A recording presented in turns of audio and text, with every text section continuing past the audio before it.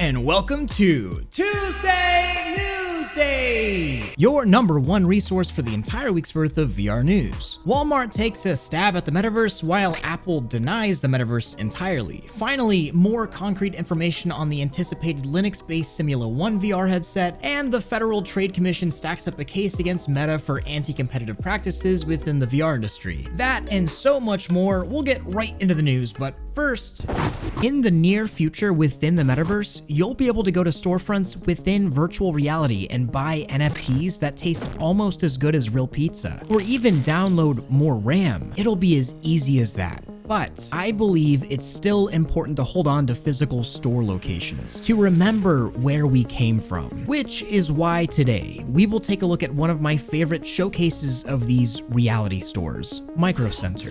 Also, just so happens to be this video's sponsor. Before the advent of downloadable RAM, we went to places like this, and to this day, I still do. In case you are building a computer, they've got not only every component you can imagine, but also the best prices. They've got fully built computers, laptops, peripherals, virtual reality headsets. Crazy, right? Plus, you can even purchase goods from the internet and pick it up in a physical store the same day. Truly pioneers blending the virtual and physical world. Not to mention, they have associates within the store played by real humans to help you with any of your tech needs. So be sure to check out one of these reality stores and this video sponsor, Micro Center. It's as real as it gets. Oh, and they're also giving away free 240GB SSDs to new customers in store. So that's a thing too. But now back to the video.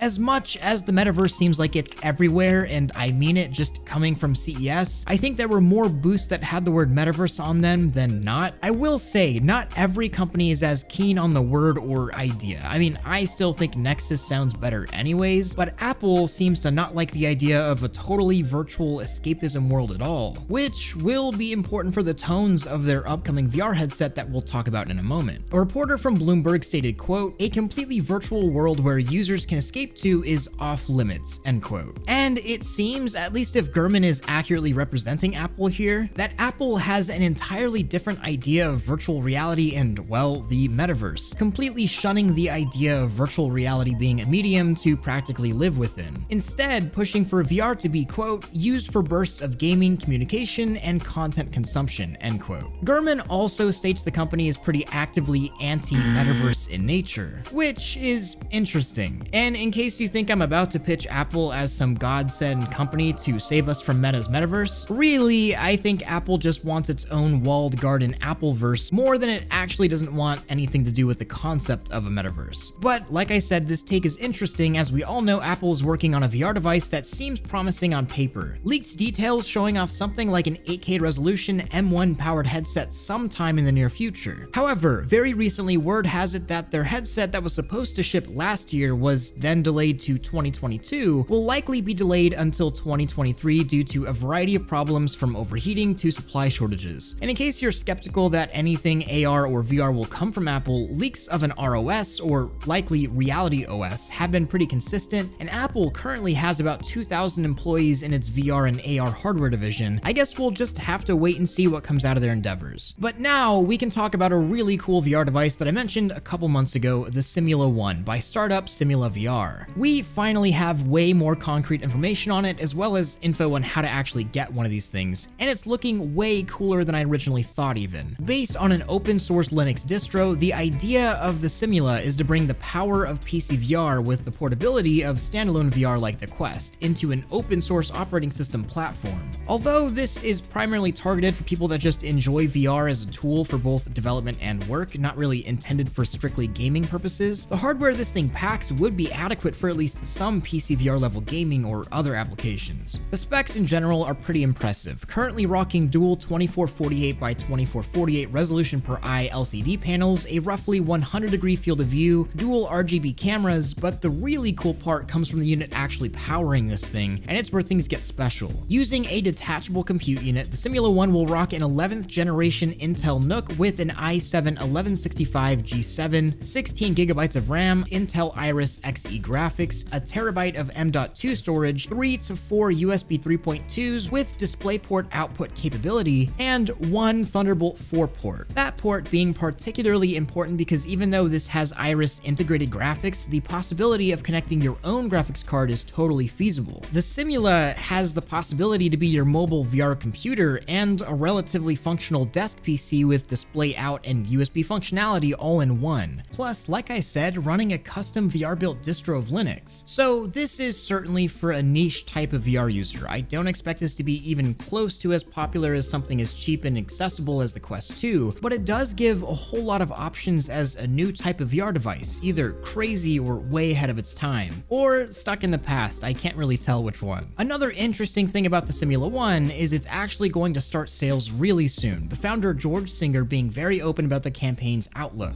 All of this being stated, don't expect this headset to be cheap. It's got mobile PC performance and high-end PC costs, with early bird Kickstarter specials starting at $2,499 with the final cost after the campaign rising to around $3,500. And the Kickstarter is asking for quite a bit of money, requiring a $2.5 million raise before the campaign is funded. The founder even stating, quote, "There's a very real chance our Kickstarter campaign could fail," end quote. But they're also being very transparent about why so much capital is needed up front and how they want to do everything in their power to make sure the campaign doesn't fail. Quote, "We've noticed that other campaigns will sometimes target very small fundraising goals in order to easily beat them / not risk public failure. That is not the case with our campaign. It takes a higher amount of money to jumpstart an operation like this, and we'd rather be open and transparent with people about it up front," end quote. The Simula One will go live on Kickstarter sometime this month, and they've stated they will need to sell 892 units to break even. Best of luck and keep your eyes out if you're interested. But now it's time for a meme break! This will feel a little weird. Howdy! Thanks for visiting Walmart. I will be your shopping assistant module today, but you can call me Sam for short.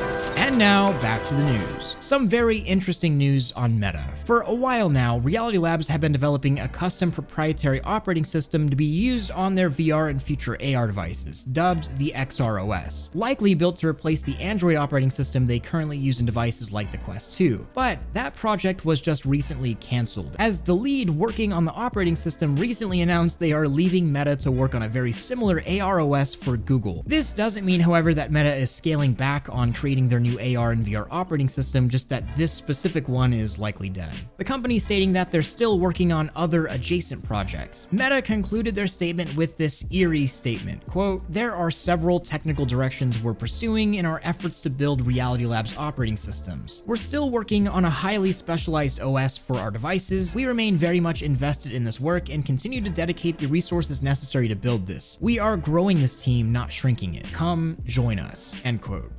That's not the only thing Meta is in the news for, though. A few weeks ago, I talked about an early development regarding Meta being probed by the Federal Trade Commission over its anti-competitive VR-related acquisitions, particularly regarding the 6 VR game studios it's acquired recently, namely Supernatural. Bloomberg restating that Meta may be using its market power in the VR space to stifle competition. This just piles up the list of complaints the FTC have against Meta, last year amending an anti-competitive complaint alleging the company eliminates competitors in a buy and bury scheme. Of course, we already know Meta is entirely dominant in the VR space, not just in terms of headsets sold and usage, the Quest 2 holding nearly 40% of all VR headsets on Steam, and Oculus headsets, of course, taking up 100% of all standalone headsets for consumers. But also, in terms of the software landscape, they're just truly dominant right now. There's no saying if this antitrust suit will actually go anywhere though, or if it will actually do anything, but the FTC does obviously have its eyes heavily on Meta's actions, ready to step in and step up their complaints if further anti-competitive practices are witnessed. Meanwhile, Microsoft just bought Activision Blizzard. Man, we really are living in this crazy megacorp world, aren't we? Anyways, new VR MMORPG ZENITH: The Last City from studio Ramen VR is set to release in just under 10 days on Quest, PSVR, and Steam VR. I did get a chance to play the alpha of ZENITH way back, and I gotta say, as of right now, especially with its new updates, it's probably the most feature-packed actual MMO feeling VR game out there. And I'm excited to see where this game actually goes. Really, the life of an MMORPG is entirely in the hands of its user base. But the art direction, abilities, and team mechanics, as well as the crossplay out of the gate, definitely set up to be a really compelling VR staple in the future. ZENITH launches on all of those platforms for $30 with no subscription fee on January 27th. The original creator of Second Life is returning to the company as a strategic advisor, stating he is quite unhappy with the hyper-corporatized metaverse landscape from companies like Meta, for example. His press statement saying, quote, "No one has come close to building a virtual world like Second Life. Big tech giving away VR headsets and building a metaverse on their ad-driven behavior modification platforms isn't going to create a magical single digital utopia for everyone. Second Life has managed to create both a positive, enriching experience for its residents with room for millions more to join, and built a thriving subscription-based business at the same time. Virtual worlds don't need to be dystopias," end quote. And honestly, I can't argue with any of that. I personally never got into Second Life, but to this day, it still thrives and has a very active user base. And it seems Second Life may be getting a, well, second life, and I'm interested to see where it lands. Walmart plans launch of NFTs, cryptocurrency, and tokens as it dives into the metaverse. I swear, this week feels like a bunch of meme headlines, but this is very real. Walmart recently filed 7 trademark applications to sell virtual goods, NFTs, and tokenize some transactions, or at the very least allow crypto transactions to take place on their platform, filing trademarks under the name of Verse to Store, Verse to Curb, Verse to Home, etc. Obviously meaning metaverse. Walmart sees the opportunity to bring their services online in a more connected way, and it totally makes sense. I mean, imagine walking into a virtual Walmart to buy some new NFT shoes for your avatar while also ordering some Verse to Home toilet paper.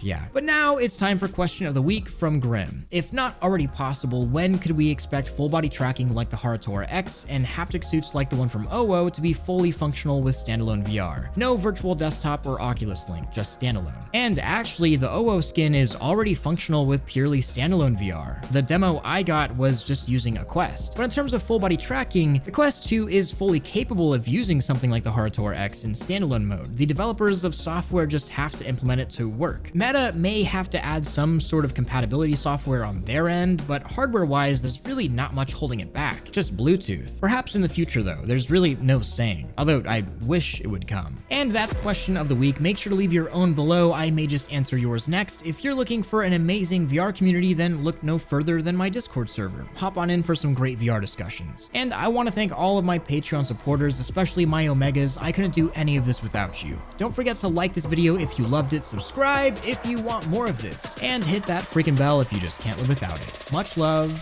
Thrill out.